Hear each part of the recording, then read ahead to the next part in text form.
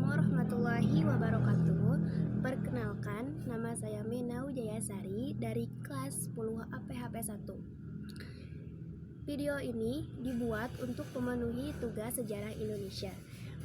Nah, di sini sekarang saya akan membicarakan tentang sejarah ideologi dunia. Lalu apa sih pengertian ideologi itu?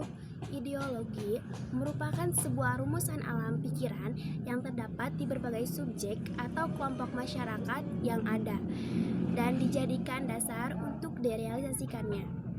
Dan ideologi adalah kumpulan ide atau gagasan.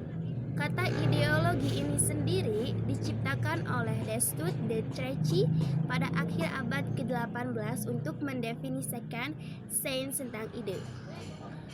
Dan proses kelahiran ideologi terumuskan dengan sejumlah kemungkinan. Yang pertama adalah lahir karena diinspirasi oleh sosok orang yang luar biasa. Dan yang kedua dirumuskan oleh sejumlah orang yang berpengaruh, kemudian disepakati sebagai pedoman dalam mengatur kehidupan bermasyarakat dan bernegara.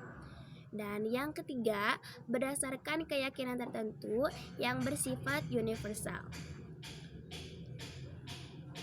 Dimensi yang perlu dipenuhi suatu ideologi agar mampu mempertahankan relevansinya yaitu dimensi realitas, dimensi idealisme, dan dimensi fleksibilitas.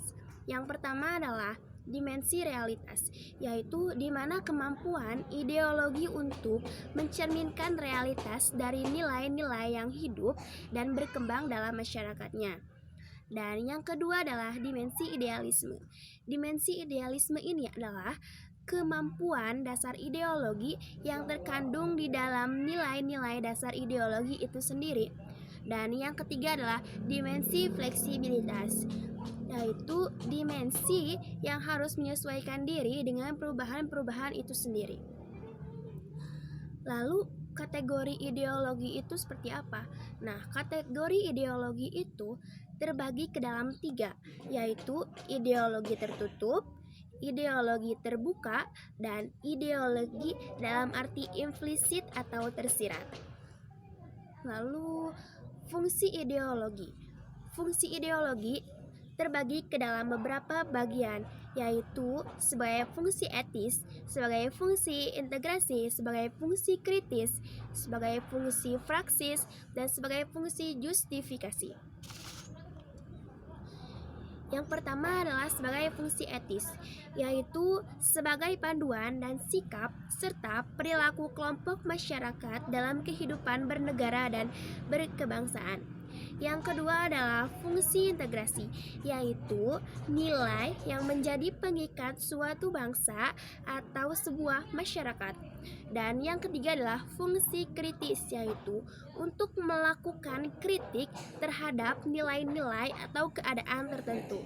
Dan yang keempat adalah fungsi praksis, yaitu sebagai acuan dalam memecahkan masalah-masalah yang bersifat konkret.